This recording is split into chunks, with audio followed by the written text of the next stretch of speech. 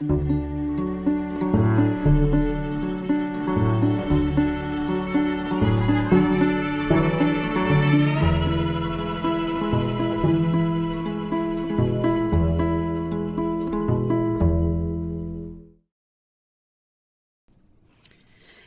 this is Past Caring, a podcast from the Library and Archive at the Royal College of Nursing, the RCN.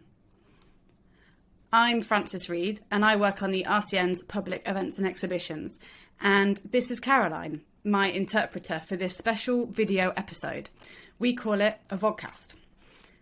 Our aim is to shout loudly about the incredible and essential work that nurses do now and throughout the centuries. So this is a podcast that uses history to understand how we think about health and care today. This episode is about deaf nursing and mental health, and it's slightly different. I've been talking to British Sign Language users, BSL users, and so we've made two versions of this episode. In this vodcast version, you'll be able to see all my guests who use BSL, and there's closed captions too.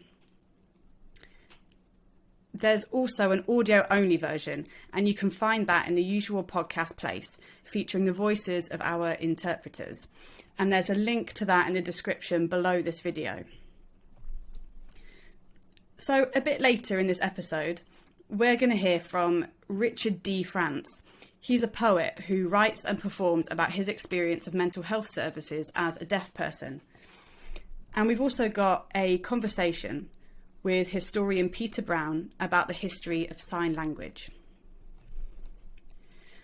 But first up, I talked to two people who have spent their careers working in and improving deaf nursing in the UK.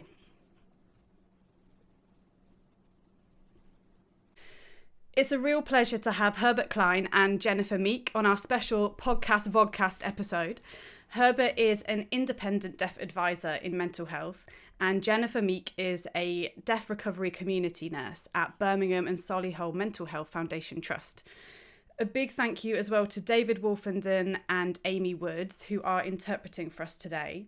So for those of you listening along, you will hear David's voice speaking Herbert's words, and Jen's interpreter Amy will speak Jen's words, and David is signing my questions for me.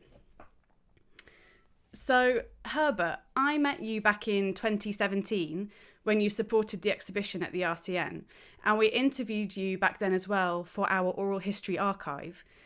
And this was not long before you were then awarded a Lifetime Achievement Award for the incredible changes that you have made in mental health services, and for, to quote you, stirring things up, which is something you've previously said about your role.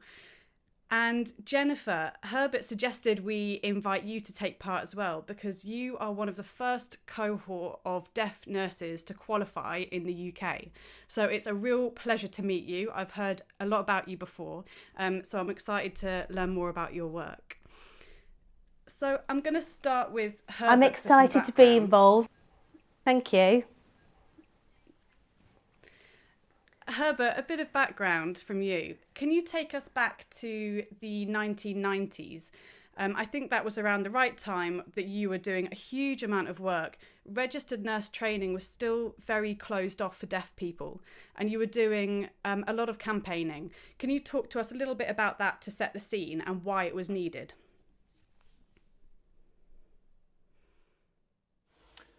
Yes, when I first joined the NHS, it was in 1988. And at that time, the NHS wouldn't accept employees in the mental health service who were deaf.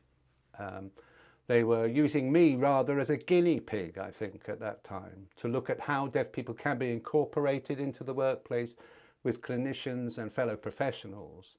After a 6-month trial, they realised clearly how important it was to have deaf people working with hearing people in such mental health services. The importance, obviously, was that ideally we wanted a lot of deaf nurses, and indeed all of the clinical roles were a barrier to deaf people. It was felt that the first step ought to be nursing. The idea that working all the time in shifts during days and nights We wanted deaf people to train to become nurses, and we were looking at how, where, and in what way this could happen. So we had to start somewhere. We've joined the ENB, the English Nursing National Nursing Board, for a first meeting, and the automatic reaction was no. It is impossible for deaf people to become clinically qualified, which was a big surprise. They were saying it's an absolute clear and evident risk to health and safety. And the risk was, from a hearing perspective, that clearly wouldn't be parallel with if there were deaf nurses looking at a risk of miscommunication, for example. It took 10 years to persuade them of this. And finally, they did agree that deaf people could become qualified, could access the training. It wasn't just myself part of that. There was a team, a psychiatrist, a psychologist, and nurses already supporting us to challenge this status quo from the ENB. And can you also give us an idea of what the issues were that deaf patients were coming up against without having a healthcare provider who spoke their language, who used their language?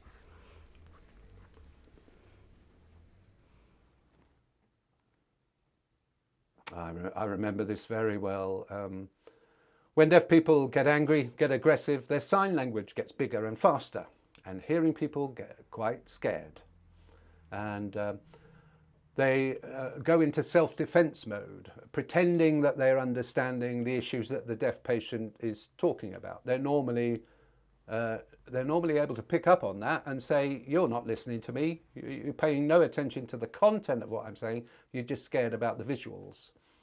To have deaf expert language users on the clinical team, they can identify immediate problems in the way someone's talking, the way someone's communicating, that wouldn't have become apparent to a non-fluent hearing member of staff. So having deaf people on the team improves communication immediately. They're able to get to the nub of matters a lot quicker. Another example would be if a hearing person was on the phone, talking on the phone quite angrily, as a parallel, for example, the deaf person, would there be a similar thing in text messaging on the phone? For them to type, I am feeling very angry, it's just restrictive. They wouldn't do that, they'll do it in sign language. And for a hearing person to pick up on tone of voice, deaf people can pick up on speed of sign, affect of sign, and it's an immediate parallel.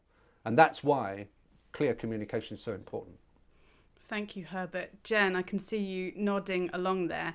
So if I'm right, you had worked as a nursing assistant and a community support worker for a number of years. So you've already got extensive experience in mental health. And then you started your registered nurse training, was it in 2000?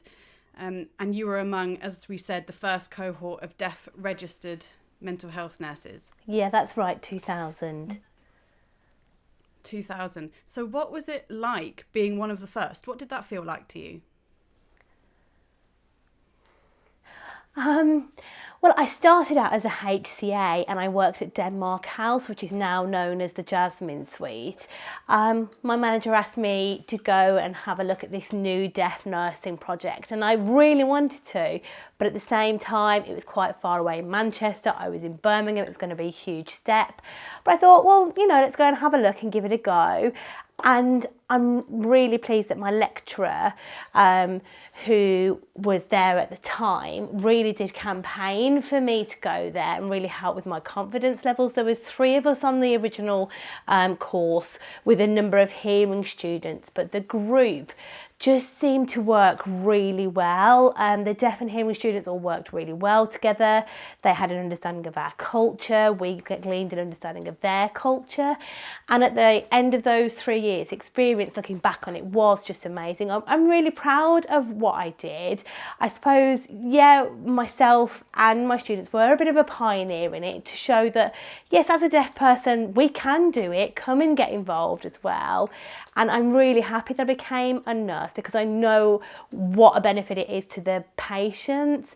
All of the patients really appreciate it, and I just want to reiterate that anybody who's deaf can become a nurse if they want to. Yeah, thank you. That's a really important message, isn't it? And you touched a little bit there on working with hearing and deaf people. Can you say a bit more about that? Because I think that a lot of people may think, you know, hearing people work with hearing people and deaf people work with deaf people. But you were saying there was a real mix of different people communicating in different ways. How was that? Yeah, there was. When I originally applied to a private hospital in Manchester, I was quite surprised to find it was a mixed ward, because we didn't fill enough of the beds with our deaf patients, so we had to fulfil with hearing patients. But the patients were really surprised when I arrived and they were able to communicate with me in their first language. Some of the hearing patients seemed a little bit reticent at first, but soon realised that it didn't cause any issues, because I had access to work, I had interpreters with me. I said, you know, come and have a chat, I can get the interpreter over. It was really smooth, everybody worked really well together, it was quite cohesive really. And I had a colleague who was hearing who also learnt to sign, and I encouraged that as much as I could, explained kind of communication tips and issues with our deaf clients, and I was able to offer that support to them with the deaf clients, and they offered it to me with the hearing patients. So it didn't really make a difference, and you can work with anybody, it doesn't matter if they're deaf or hearing. Thank you, Jennifer. And Herbert, I can see you nodding, and it's what Jennifer's just said has reminded me of something you've always said, is that working with deaf people and hearing people working together doesn't have to be complicated. And that's something I've always remembered from you. I want to ask you, Herbert, a bit about language, because this is one of the things I was so fascinated to learn about when we were working on the exhibition. You developed a book called Sign Language in Mental Health, which was a sort of pictorial BSL vocabulary of different mental health terms, like schizophrenia, for example. And we had this on display in the exhibition. Can you tell us a little bit about why that book was needed?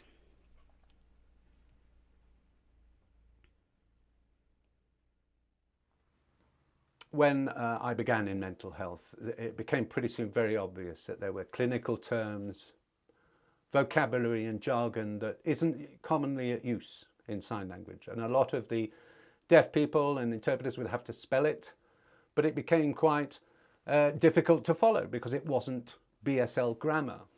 Now, the deaf community were talking about such things. They were talking about being fed up and depressed, nervous and anxious, and were able to express that at different levels, but there was no formulation or no understanding that there was an actual separate and unique clinical term for such things. The term depression, for example, is used commonly in the psychiatric field. Now, to actually have a deaf person, to wait until a deaf person signs depression, might have missed a symptom.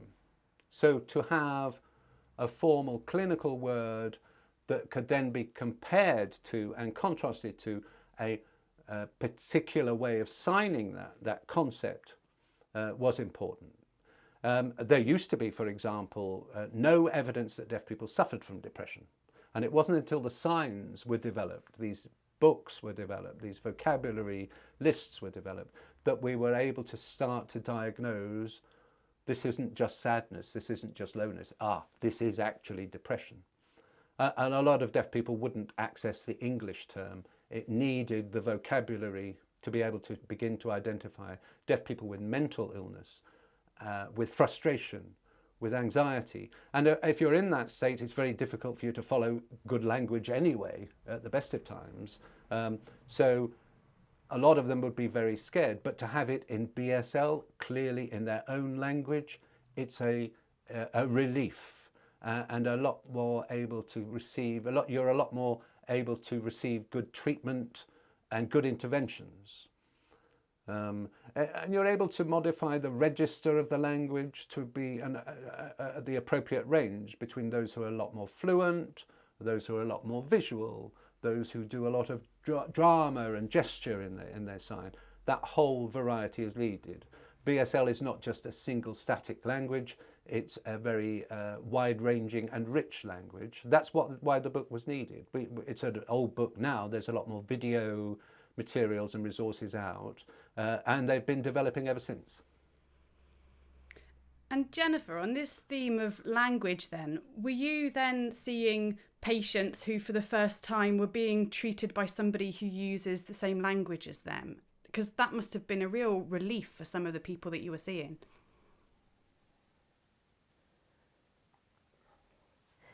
Yes, yeah.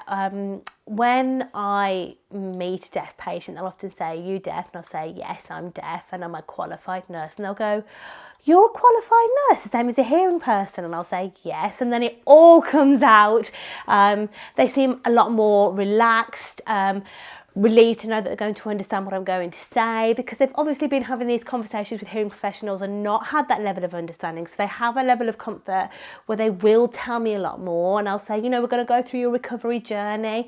And I think a lot of patients recover a lot quicker because they've got that ability to have that established relationship through language and culture and understanding. Yeah, thank you, Jennifer. Also, I've just been reminded of something else we had in the exhibition. Herbert, do you remember the toolkit that you lent us? And it was developed by a deaf neuropsychologist, Dr. Joanna Atkinson, and it detailed all the different ways that a deaf person might experience hearing voices. And it was one of the most fascinating items I think we've ever had on display in one of our exhibitions. And it was so eye-opening for so many people. And it illustrated an experience that is so misunderstood and so unknown. Can you talk a bit about that? Yes, when we interviewed the psychiatrists when there's psychiatric interviews for deaf people who are suffering symptoms or phenomena that could be unusual, voices, for example. It may well be that they are hearing voices, but to translate that into something visual in your questioning is a very complex thing. How do we describe the type of auditory or other hallucinations that they're experiencing? They're very broad and wide-ranging and can be extremely particular to the individual. But to have someone who says yes simply to voices isn't sufficient data. We need further information to make a useful diagnosis. BSL interpreters, some of the BSL interpreters themselves had never worked in mental health before that time. They were using inappropriate signs. They would be talking about, "Do you ever hear voices?" That's not appropriate for a lot of the patients we're talking about. They're not hearing voices necessarily, but they are experiencing a parallel phenomenon. So Joanna Atkinson developed these 50 different visual representations of what type of hallucination they are experiencing. Are they experiencing disembodied lips talking to them, for example? Are they experiencing signs or hands that are talking to them? And how are they doing that? Are they exerting control or not? And it's not only for deaf people, but indeed for hearing patients as well, who don't get the term, don't get the understanding. These visual representations have helped them too. It's very sensitive, and it's also highly risky to misunderstand someone's hallucinations. So it's been invaluable, this resource from Dr. Atkinson. And Jennifer, do you have anything to say about that? I mean, you must have seen all sorts of different kinds of people who need different kinds of support as a nurse, and you've had a very varied career.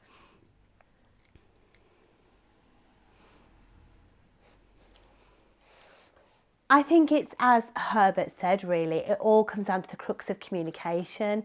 When we have clients who go to a ward view, they'll often meet with their consultant and have a chat one-to-one, and then they'll come out and they can look a bit emotional and they'll say, what does schizophrenia mean? And then there's a realisation that they haven't had that explanation given to them visually. And so we have a number of deaf-friendly leaflets about schizophrenia. We'll say, right, come and sit down and have a read of this, and then it'll be translated to them in their first language. And then once they have that, they're able to understand it more, whereas the consultants don't necessarily have the time or the understanding to do that explanation. And that's not only with deaf patients, that's also with hearing patients. Someone came to me once and said, what does bipolar mean? And I explained it can be a fluctuation in moods. And I think obviously it could be that somebody's feeling very manic one day and feeling very low the next day. And I think Herbert was completely right there. It all comes down to communication. With any professional who's working with a deaf individual, it's taking time to make the diagnosis but also explaining what it means, because deaf patients are often left not having that understanding and then feeling upset, which can often lead to an episode of behaviour. Yeah. So this is a final question, really. I could talk to you forever about this. There's so many things to say and so many things that I think a lot of people are not aware of.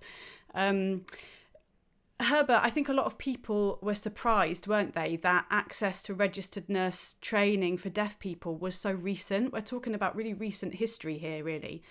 What work is there still to do from your perspective?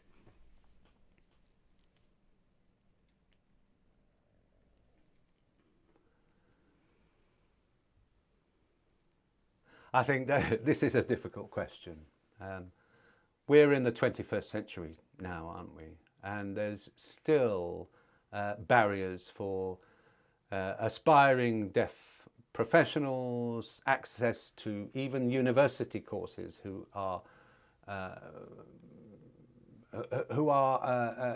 just unable to access appropriate courses. It's very much a postcode lottery. Some places provide fantastically accessible services. They're a very aware learning environment, and others are clearly years behind. They're very lacking in awareness of deaf people's potential. And it really is often up to the leadership in such organisations to be sufficiently aware of deaf issues and to have thoughtful and encouraging deaf experts working with them. But of course, as soon as a hearing person leaves from the top and then is reappointed, someone else is appointed, all of that has to start all over again. There needs to be something firmly embedded in society that is more about what Jennifer exemplifies, which is that deaf people can, not deaf people can't. And that attitude needs to be prevalent in the organisations. And that's, I think, the fundamental influence that society needs now. If I could just add to that, in Birmingham, unfortunately, I am the only deaf qualified nurse in Birmingham. Manchester has quite a few higher numbers than London do. I'm actually in liaison with Birmingham City Council as of last year to give the explanation of my role, the importance of it, and how we want to encourage more deaf nurses to come into the field. Unfortunately, COVID has put a bit of a stopper on that, but I am in talks with Birmingham City University in how we can try and open up the course to be more accessible to a deaf cohort.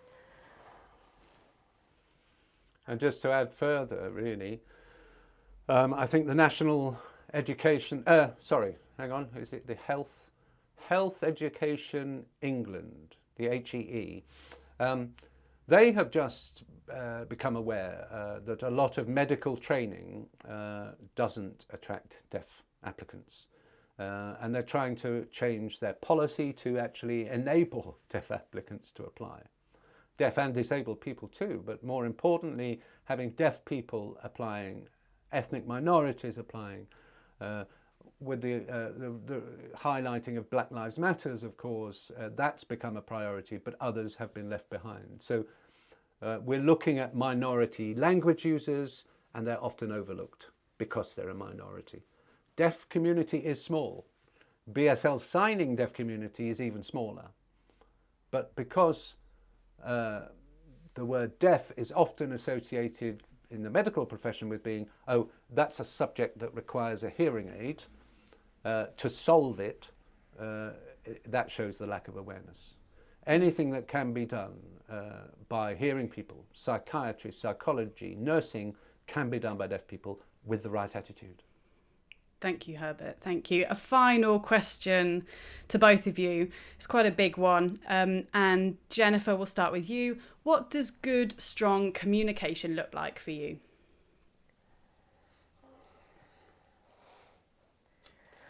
Okay, I think if you're with a client and you're just passing information backwards and forwards, it's not going to work well.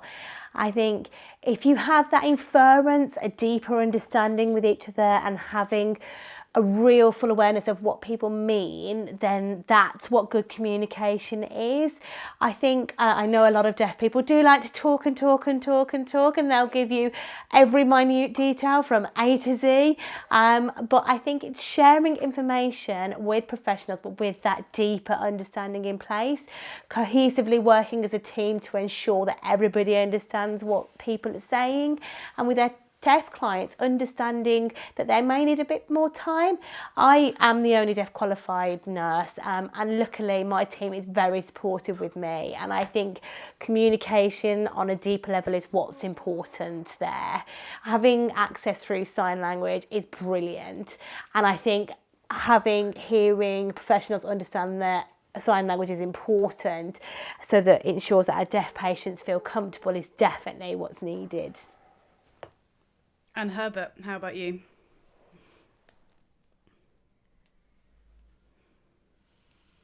Yes, I think the general health questionnaire, GHQ questionnaire, as an example, deaf people don't understand these questionnaires. They have grown up often where someone has been speaking for them, whether it's in the home, in education. They're being encouraged only to lip read. They're not having access to education in their own language. This is a common story for a lot of deaf people. And a questionnaire through someone like Jennifer, where they can relax and be asked appropriate questions, when a question might ask about diet, actually Jennifer can turn that into something that folk will really understand and enable them to give the information that such a question would be after. The type of food they don't want isn't what they're after. They're after, how are your eating habits? When do you eat? The times that you're eating.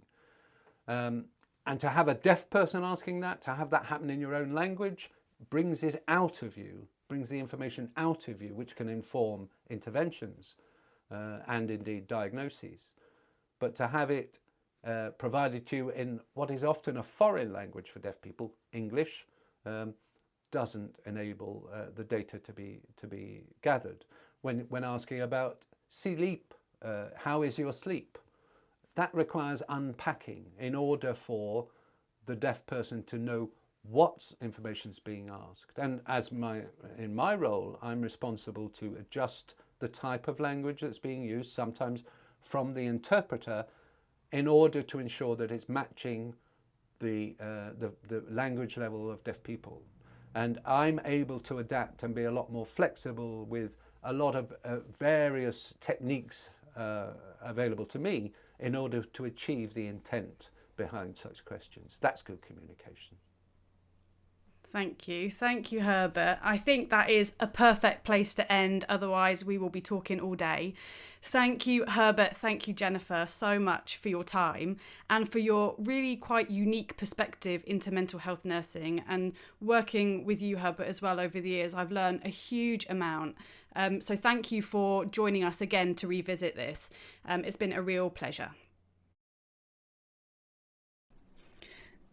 The brilliant Herbert Klein and Jennifer Meek, interpreted by David Wolfenden and Amy Woods. My next guest, Richard D. France, has many years' experience of navigating the mental health system as a deaf person. His poetry captures these stories of his crazy life, as he calls it. I first met Richard at the RCN when he performed on stage for us using both spoken English and BSL. We started with one of Richard's poems, This Seeping Madness, and that's from his book, The Rise After the Fall. This seeping madness. Madness is prevailing. It is everywhere. Only today were written, for we'd go insane otherwise. All these doctors and nurses work all hours to save us. Read the barking nonsense man. Wish to roam the streets free. It's a tough life being insane. You can't fill in an application form. The shops don't stock on it either. It's imposed through misfortune, a path littered with blemishes. No one knows where it comes from. No up witness to its birth done. There's nothing quite like madness, a sense of futile sorrow, followed by a trigger-happy smile. We that you are inflicted take no pride in this imposed weight. It takes more than strength to open your written eye. We that you are inflicted find no joy living this way. What are we to do but strive? The best for another tomorrow to come. We that those who are inflicted. We that those who are barking insane. Thank you so much, Richard. I love hearing your poems always. So, Richard, that was This Seeping Madness, and that's from your book, The Rise After the Fall. And it's a collection of poems about your time at Bluebell Ward in Springfield Hospital, and that's in Tooting, South London, which we both have a bit in common with. And that's a psychiatric unit for deaf patients.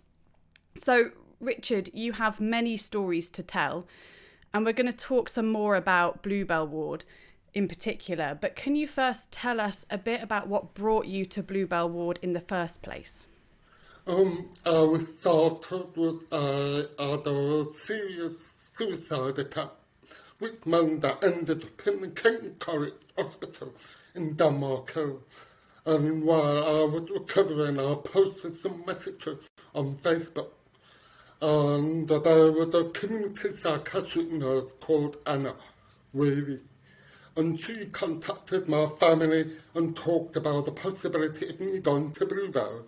I'd never heard of Bluebell before, but I found out it was a specialist deaf psychiatric hospital. And I also recognised that I had communication needs, which is signing.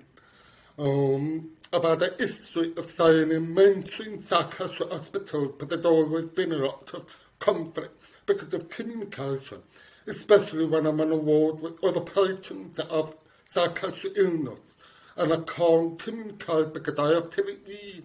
It makes people paranoid, and also I can't always read everybody. So the process of that was I ended up in Bluebell by surprise, but it was a blessing, really. And in the introduction of your book, you say how surreal it was to be taken to a place where the nursing team and the patients are all using sign language. And you say it's a language that immediately put you at ease. And as you mention, you also mentioned things like the forthright questions that only the deaf community understands. Can you tell us a bit more about how that felt to see your own culture among your nurses and your doctors? The first time I went into Bluebell Ward, I was in a wheelchair. I was quite terrified because I sort of expected a bit of violence. But it was very calm and the patients were all signing. It was a very surreal experience. But when I woke up the next morning, I opened the door and a nurse came along and said, "Good morning, Richard, come and have some breakfast." I had to go back into my room, slam the door shut because I just could not believe what had happened.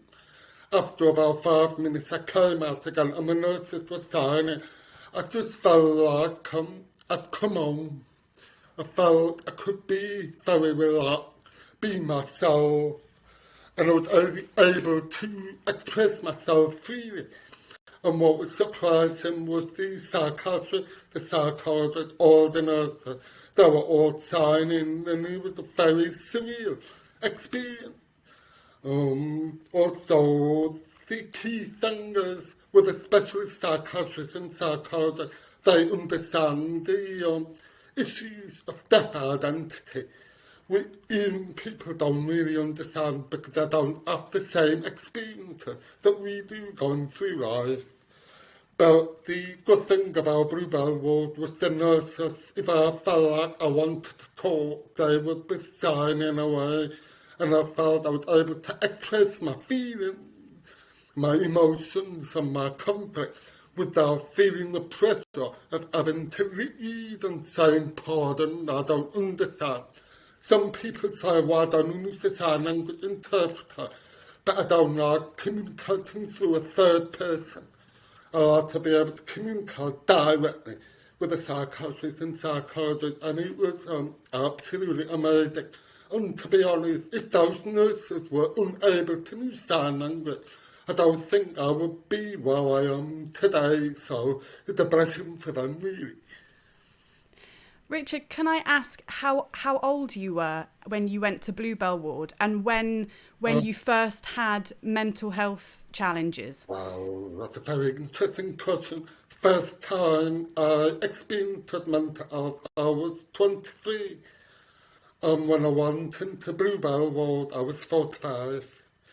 So it felt like I'd been fighting for 22 years to be able to get the treatment I needed. But because I'm able to speak, everybody assumes I can communicate.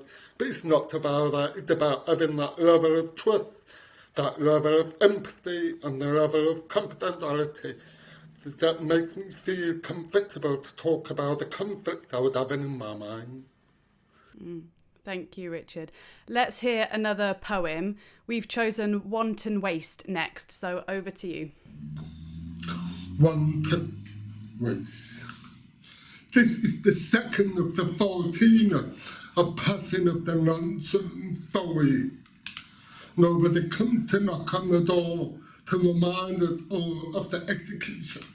Only there is no death passing today, or lost in a sense of time slip, caught up in the day's drama.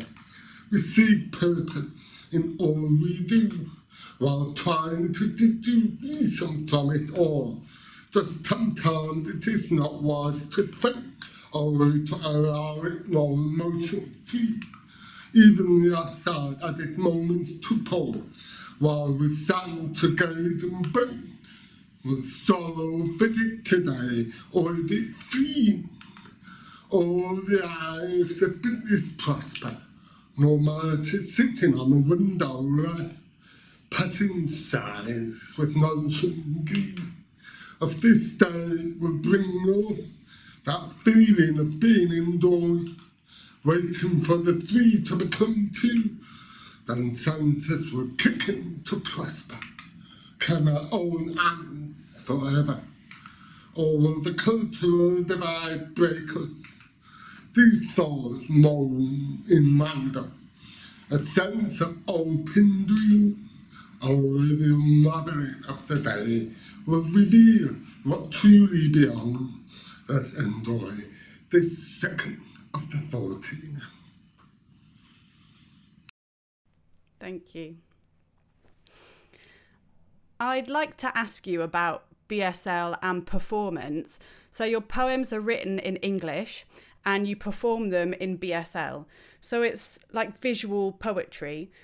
Can you talk about that relationship between signing and performing, and how you came to use that as a way to talk about your mental health?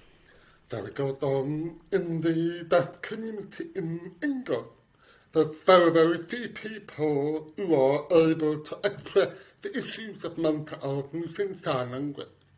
And for me, my first language is not spoken language, it's not sign language, it's written language. And I'm able to express those words on the page into a sign language in a way that the deaf community can understand. Like I said, there's very few people in the deaf community that can talk about it openly. And it makes it much harder because it's a small community and there's a lot of stigma in the deaf community. If I say I have a mental health issue, then somebody in Glasgow will hear about it in an hour's time. That's how small the community is. And the way I express and sign my poem enables deaf people to empathise with the issues of mental health. So it gives them the confidence to be able to talk about mental health because it's a very serious issue. There's very, very few support services for deaf people because we can't just pick up the phone and go, "Hello, I'm feeling suicidal."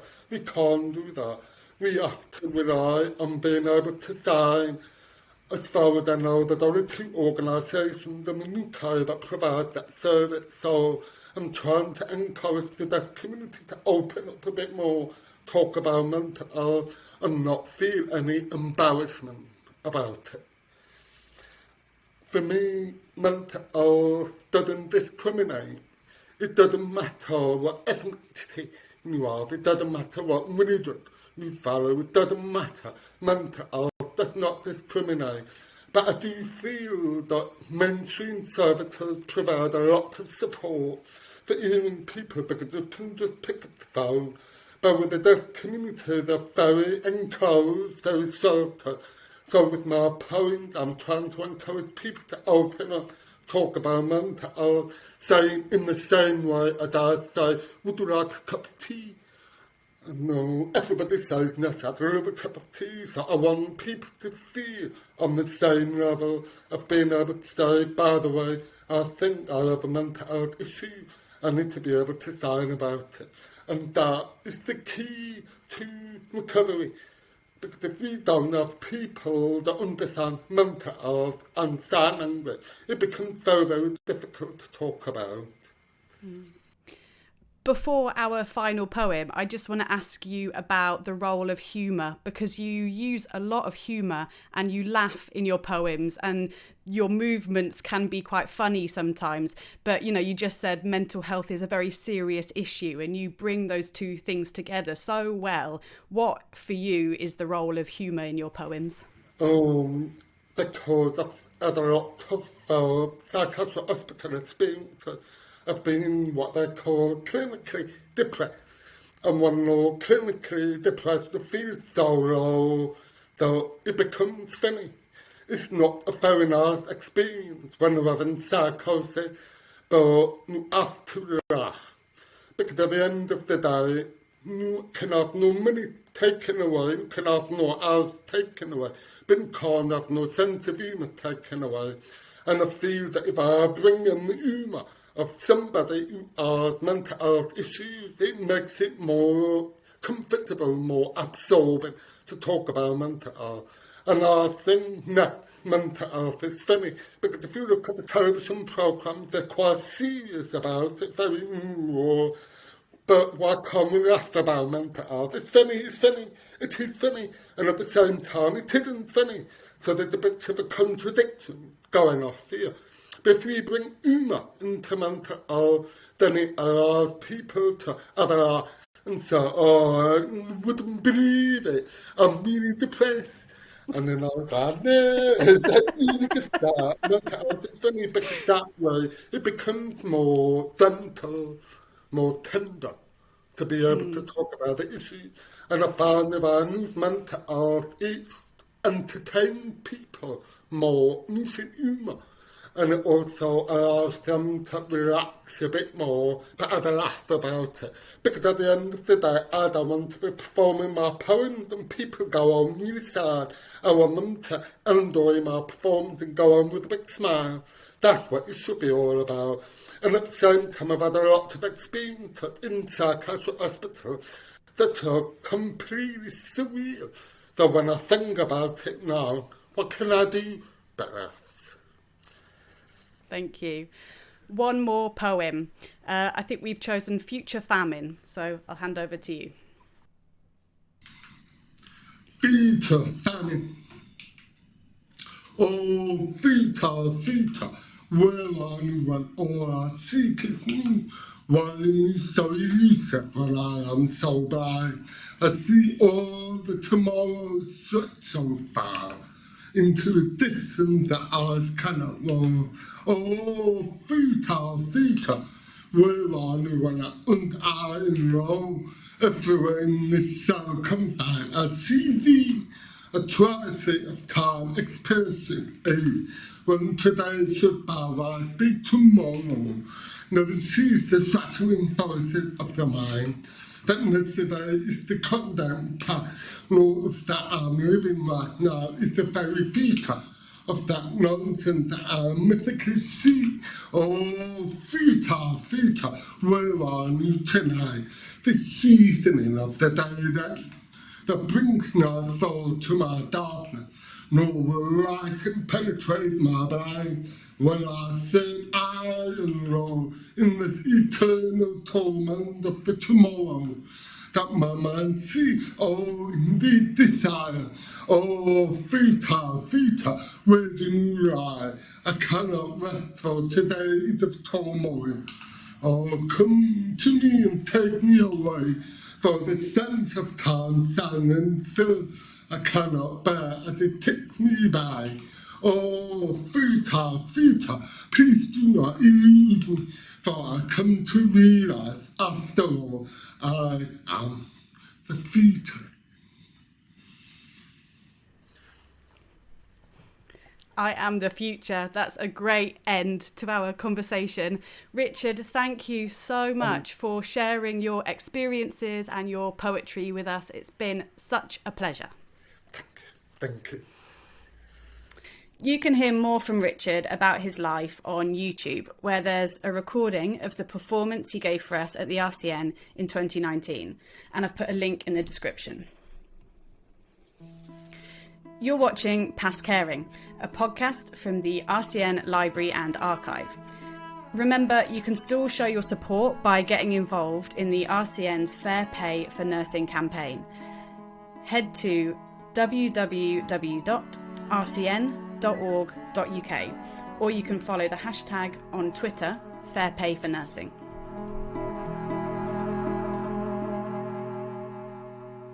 In the history of British Sign Language, there is one really important date. 1792 was the year that the London Asylum for the Deaf and Dumb was founded. It was the first free school for deaf children, and it was here that we can find the roots of British Sign Language. Peter Brown is a deaf historian and BSL tutor. He's uncovered the story of Sarah Pounceby, a pupil at the London Asylum, who he's identified as a key figure in the story of BSL. In this interview, we have Paul Hollingdrake interpreting the conversation for us.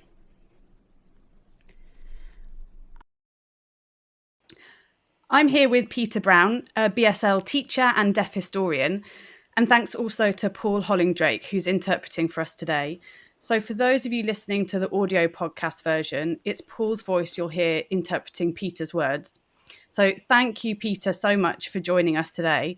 I want to start with a really key date in the history of British Sign Language and the British deaf community, 1792. Why is this such an important date? What happened at this time? So it was 1792 that's a really important year for the British deaf community. And this is because this is where we see the start of the development of modern BSL that is still in use today. And this is, why is this modern BSL? So before 1792, we had the Braidwood Academy, which was a private school for deaf children. It was set up in Edinburgh in Scotland in 1760. Braidwood moved to London and passed away after a few years in 1806. And that was where old BSL passed away with him. So the modern BSL we have after this date is what continues with us today. And it's modern BSL that's helped create a new deaf community in the UK. And that's where it started. So tell us more about Sarah Pounceby. How old was she, and how did she develop her own way of signing? And then who grabbed that? Who worked with Sarah to develop that into something more? Okay, so Sarah is a really, really important person in the British deaf community and for the British deaf community. So she was born deaf in East London, and Sarah had a number of deaf siblings. She had 3 deaf siblings, plus Sarah, that makes 4 altogether in the family, who all used sign language. So when the London Asylum was founded in 1792, there were 6 pupils that went there, including Sarah, in 1792. So there were 6 deaf children there to begin with, and Sarah started to introduce the sign language and gestures that her family used in the home to the rest of her classmates, and that's where we see it develop and grow from there into what has become modern BSL today that's in use now. It's quite interesting that the headmaster at the time, Joseph Watson, and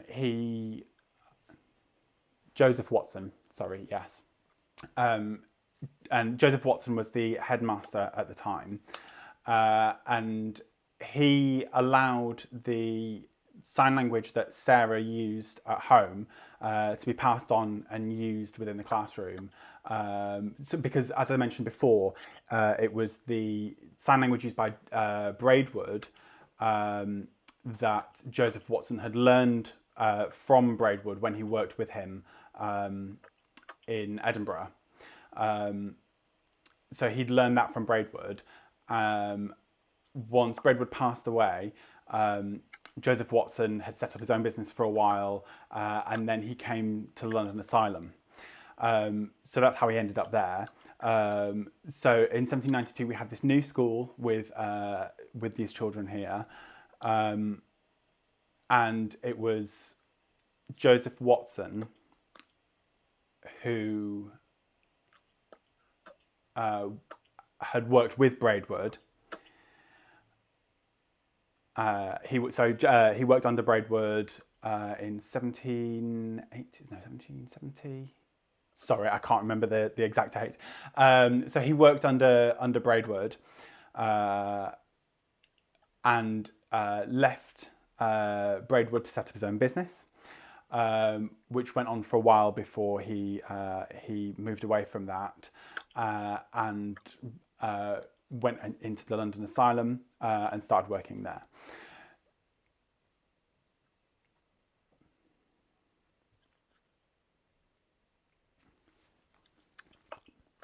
Okay, yeah. Yeah, so that was the London Asylum for the Deaf and Dumb was the name at the time. So before there were schools like this, what were things like for deaf people? Do we know how they had access to the things that everybody else had access to, like their doctors or their nurses? How did they get diagnoses, education, all of those sorts of things?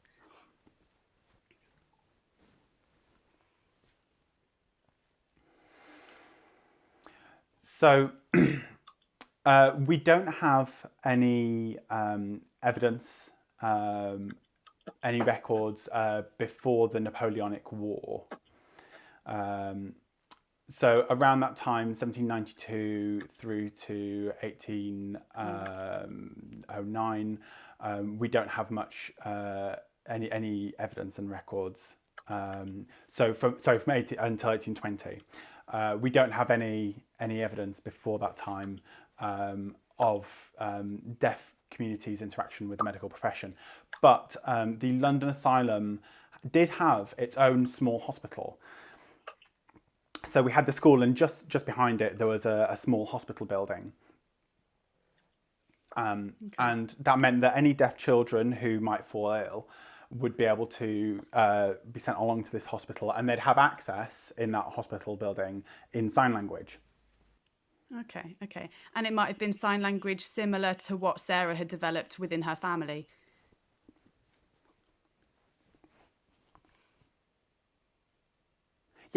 Yes. So what we had, so the London Asylum had two different buildings. It began in 1792 and that ran until 1809 in that initial building. They then moved to Old Kent Road. So they had the Old Kent Road Asylum, which ran from 1809 all the way through until 1905. So the first building, they didn't have a hospital on site. They had to hire another building a little way away for any deaf children to go to hospital should they need it. Okay. So the second building, the later one, was quite a bit bigger, the one in Old Kent Road. It was a larger building and it had a hospital on site, which meant that any deaf children who had any illness or any problems, any health problems, wouldn't have any issues with access. There were a number of deaths that we have records of at that time, unfortunately. Because of communication barriers, do you think, or that was a contributing factor?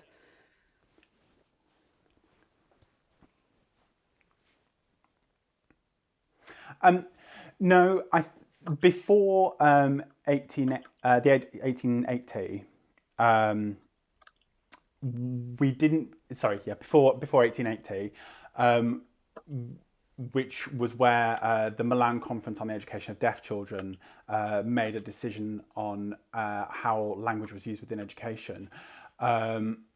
Access seemed to not have any, there didn't seem to be any access issues before that. Deaf people were quite literate, they were able to read and write with doctors and medical staff to quite a high level. And what we see is hearing people at that time often were able to fingerspell and use the alphabet in sign language, and even if they weren't, they could write back and forth to communicate. People at that time, deaf people at that time, had very good English skills. What happens from 1880 onwards is oralism took over. So sign language wasn't allowed in the education settings, and because of that, they didn't have access to education quite so easily. We see a lot of more mental health issues from 1880 onwards, picking up quite a bit. Oralism, where people needed to rely on residual hearing and lip reading in education, that kind of took a bit of a pause during the wartime because a lot of hearing people who would have taught with oralist methods needed to go and join the war effort. And we see that after the World Wars, when those staff are able to come back, there's a bit of a redoubling of oralist teaching methods. And we see mental health issues pick up again because deaf children didn't have access to a language to be educated in, didn't have full access to sign language, as opposed to English where they don't have fluent access. So why do you think, maybe we don't know, why was oralism being pushed as a way to communicate over sign language that, looking at families like Sarah's, was being naturally used in families at their home? Why was oralism viewed as something that was better?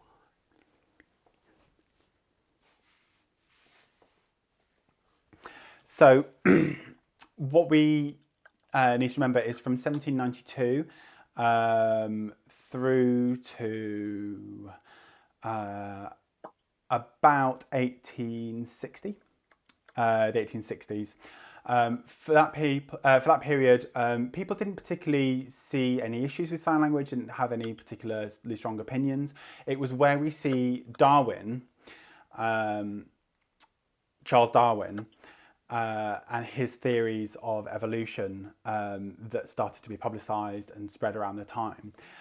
We see theories of kind of evolution, and what we see is a different perspective from people of sign language, and it began to be seen as a primitive monkey language, which meant things ended up being a lot worse for the deaf communities and people using sign language at the time.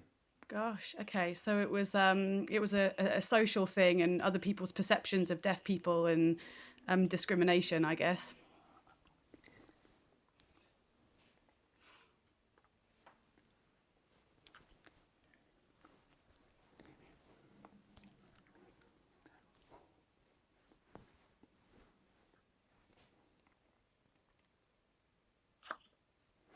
Yes, so it was Darwin's theories were, I believe, the main issue, and as Darwin's theories kind of spread, it led to a lot of issues for the deaf community and really was a damaging effect. So that was in the 1860s. Prior to this time, people didn't particularly regard sign language negatively at all. There were strong links with the church before this time, and it's quite interesting that at that time, within schools, people would visit the London Asylum to have a look around, and someone might ask, if someone asked the child a question and say, "Oh, why are you deaf?" they'd probably respond, "Oh, it's because of God." And with it being because of God,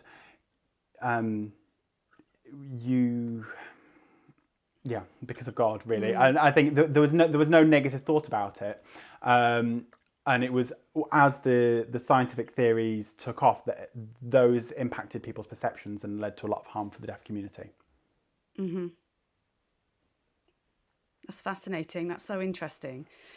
So we're going to jump forward a little bit in my questioning now, because when we talked over email, Peter, you said that this period between 1792 and 1948 you described as the golden years. So why does 1948 mark the end of those golden years for you? Because we've also got the arrival of the NHS at that time. So it's kind of surprising that this kind of organised healthcare service sees the end of this golden year for deaf people.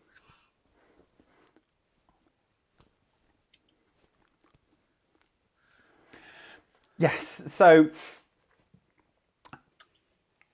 it's a little complex. I'm going to try and my best to summarise it.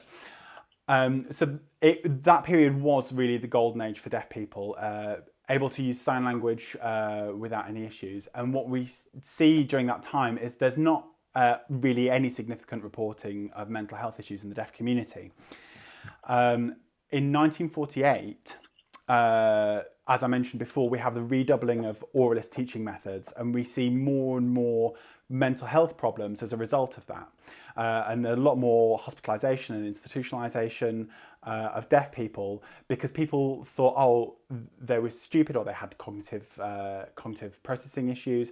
And it was John Denmark, I believe he was a psychologist, and it was his research that identified the problem that was going on was no sort of cognitive defect. It was just a mental health problem, because these people going through the education system had language deprivation. They weren't being given access to a language that was accessible for them. So he was saying, these deaf people aren't stupid. They're frustrated. They're unable to communicate, and that's leading to these mental health issues. So it was John Denmark's research that then developed a better understanding of what was going on there. So why were people being institutionalised then? Was it purely just for being deaf? Yes. Sorry. So it was because of behavioural problems. People were frustrated. A lot of people's attitudes towards sign language was very, very negative. People were taking these in and thinking that, I can't use sign language. They were told in school, you can't use it. They're taking in all these negative attitudes, and they're therefore not communicating. They're not using the language they know, and they're denied the ability to communicate outside of themselves, which led to kind of isolation and communication and frustration problems. So the labeling of sign language as inferior, as an inferior language, led to all this language deprivation, and it's the language deprivation that has caused mental health issues within the deaf community. So it's a really good job when the NHS was set up in 48. What we see from that point on until the 60s, when Denmark did his research, and started to identify these issues. From the 60s onwards, we do see an improvement up until now in these mental health issues. And is that part of, is that to do with people being more accepting and welcoming of sign language as a way of communicating? Yes. So there is a lot more acceptance now, and we're almost getting back to the enlightened times of 1792. So I think now what we are seeing though is a lot of deaf schools are kind of going back again towards oralist teaching methods because of the widespread adoption of cochlear implants in children.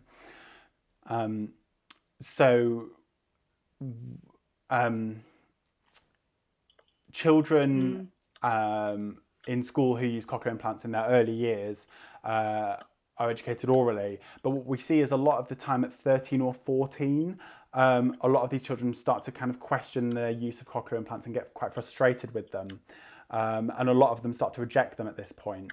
And that's when we then see mental health issues, as they don't have access to full access to a language. So we're seeing, in some cases, hospitalizations with mental health issues. It's interesting, isn't it? It's a really interesting debate. So we could talk for a long time about this very, very long history. So it's nearly 230 years ago since Sarah first brought her own sign language to her school. And it's quite amazing to reflect that it was a student at the school that was really pioneering that. So do people celebrate Sarah's work, I guess, in the deaf community today? So it's interesting. Sarah, I found through my research, and I uncovered the information about her about 2 years ago. So I've been gathering lots of little pieces and piecing stuff together. I was able to publish a short article in the British Deaf History, their journal, Deaf History Journal, last year. So this information was only being published last year about Sarah. This is 2020. So it's still getting out there. It's not really widespread knowledge yet. It's definitely not gone all the way out to everyone. So it's really, the knowledge is only a couple of years old that this has been rediscovered in. And the British deaf community aren't massively aware of Sarah. There is some interest, and it's starting to grow a little bit more though.